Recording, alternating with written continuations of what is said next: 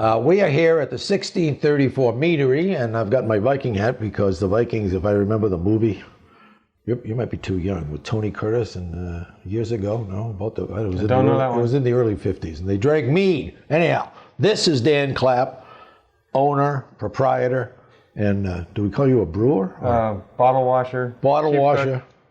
How'd you get the idea, and what is mead? So mead is honey wine. It's fermented honey. So I went on a trip to Denmark about 12 years ago, and in Denmark, it's still, and throughout Scandinavia, mead's drunk quite readily. And I brought back a gift for my wife, and it was a bottle of mead.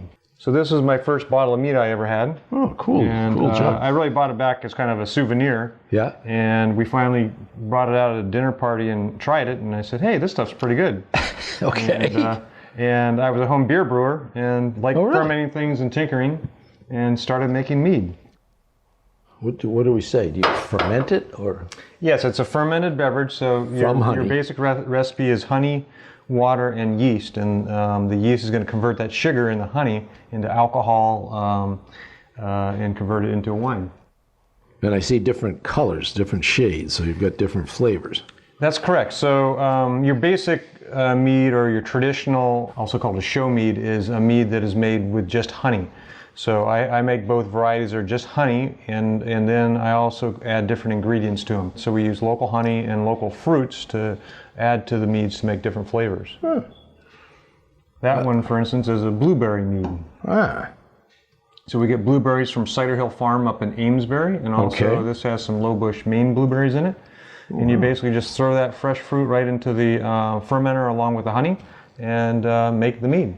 Are you a leader in this? I mean, I've never heard of another meadery around. I mean, do we have any others in the States? Or? There's actually 4 in the state. I was the second one, and now there's 2 other ones that have opened up in the last year. Okay. It's grown from 60 meaderies to over 350 meaderies in about 6 years in the U.S. It's the fastest growing alcohol beverage segment. Is any of it sold in package stores, liquor stores and stuff? Or? Absolutely, yes. Okay. You might have to find a particular, package store that carries mead, but there are lots of them. I'm in 30 locations from Newburyport and as far south as Braintree. And some in town? Yeah, pretty much all the stores in town carry mead. Yeah. Cool. Okay.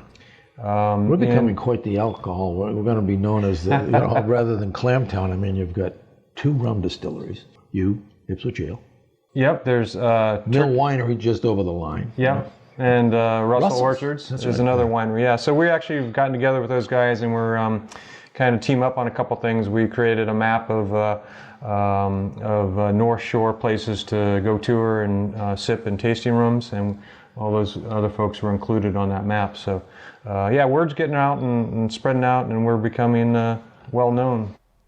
People find that the mead I make is, there's several of them that are appropriate for having with dinner, or you can cook with them. Cook with them? Yeah, absolutely, yeah. We actually did team up with Appleton Farms on a farm-to-table dinner, and they actually cooked the fish with the Puritan Pride, our base traditional mead. Oh. So, I think people might suspect that it's going to be fairly not syrupy, but you know what I mean? But it isn't. I mean, there is mead that is syrupy and sweet, and I tend to make my mead less syrupy and sweet. I make dry stuff as well as sweet stuff. Okay. So it's kind of a style of how you want to make it. You can add a lot more honey to it and leave a lot more residual honey and make it thick and syrupy, or you can ferment that sweetness out and make it dry. Can we have a taste? Can you have a taste? Absolutely. This is an adult show. This is my orange basil mead. So oh my! This was inspired by my wife having an orange basil mojito. So that one actually goes great with a pizza or Italian dish. And the Vikings didn't have pizza. They didn't have pizza. That's correct. They probably wouldn't have had an orange basil mead either. So. Also, people make cocktails out of that one. You add a little gin to it and slice of orange and have a little cocktail. Which you can do with all the different meads. You can be very creative making things. People use Prosecco and add stuff and make a sparkling mead, or so use your imagination. Now this is the only one that's not locally sourced honey. This one is actually made with orange blossom honey. So it's a varietal honey, and this is a straight up mead just with honey and water that's been fermented. Oh, my. And some people think it's a little too sweet. Most people who have been drinking mead for a long time expect sweet, so they a lot of times are drawn to this one. But if it is too sweet, you take the Prosecco and add a dash of that and cut it a little bit. That's cool. And make a sparkling mead. By the way, if you don't know where we are, we're on Short Street, and even residents long time of Ipswich don't know where Short Street is, but the gas station across from Dunkin' Donuts and Lord Square, Short Street's right behind that. Yeah, just make sure you know it's a one-way. So it's one-way heading towards High Street. Yeah. So a lot of people have to make the trip around the block, but you'll find us eventually. So you're open. We're open from on Thursday through Sunday, basically in the afternoon and evening. You can check our website for hours, and we give tastings and we do tours here at the Meadery. So we give you a tour, show you how the mead's made, and educate you. I mean, our main purpose of being open here is to educate people, because 70-80% of the people that come in here are unfamiliar with meads. Let's take a look in at the tanks, we call them, right? Tanks? Fermentation tanks and my aging barrels, yep. Okay, so let's go, Nick. Move that camera. Should I stand back? Or? No, it's not going to do anything too violent. So, so a basic batch of mead in my tanks anyway, there's 150-gallon tanks. I make about 130 gallons of mead or so per batch. So the basic recipe is 400 pounds of honey. So if you see the pails in the back there, those are 60-pound pails. So I need about 7 of those pails worth of honey to make one batch of mead.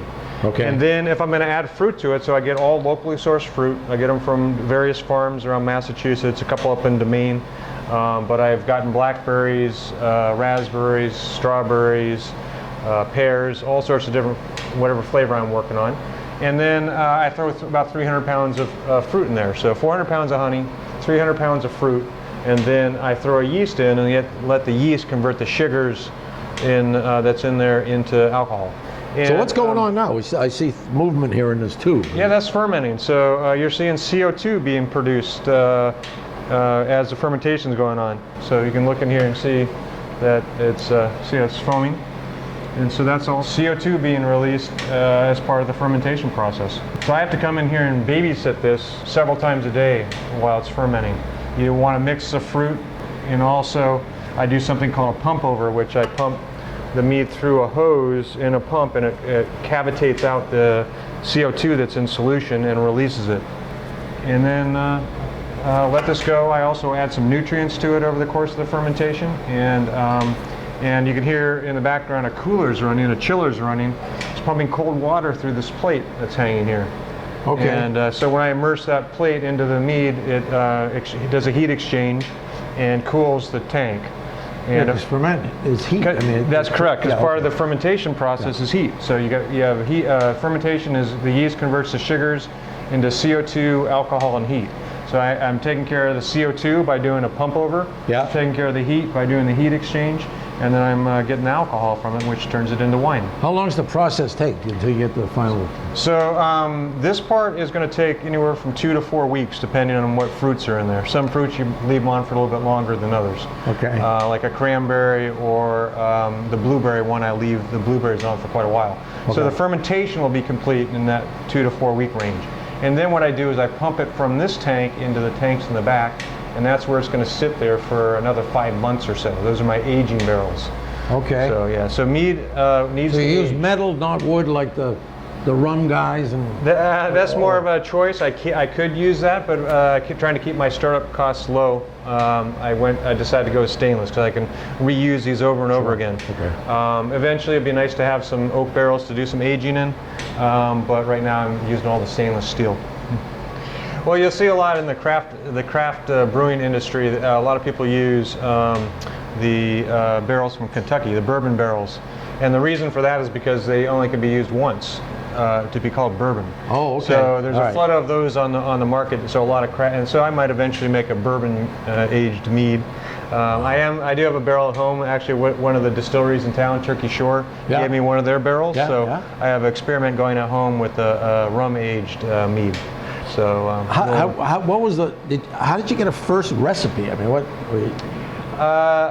I just got passionate about it. So my first mead was just a honey and water and yeast that were fermented. I thought it came out great. My wife thought it didn't come out so great. and once I started getting passionate about it and learning about it, the internet's a great place, right? So you can learn about it. I also got a book called The Complete Mead Maker, which is written about 15 years ago now, which has really kind of revolutionized the mead industry. Yeah. And it gave you some basic recipes with adding some fruits and spices to it to make different flavors. And then I just go with it, suggestions. Either my wife tells me what to make or I come up with a recipe myself. And we're trying to experiment with some stuff. So, Any of our viewers, I would suggest you get down there. I'm sure there's some healthful attributes to mead. Absolutely. Honey's very good for you. There you go. There you go. Listen, thank you. I told you we wouldn't take too much of your time. Excellent. Well, thank you very much. I appreciate you coming down. Good luck.